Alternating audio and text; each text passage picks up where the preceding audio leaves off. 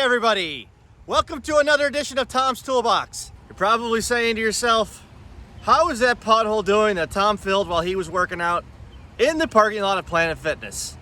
Well, behind me on this rainy day, you'll see a pothole that I patched while I was attempting to work out with a 50-pound bag of Easy Street in the Planet Fitness parking lot.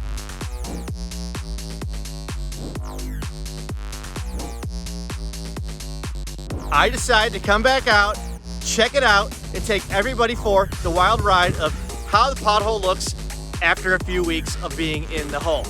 Let's take a ride, y'all.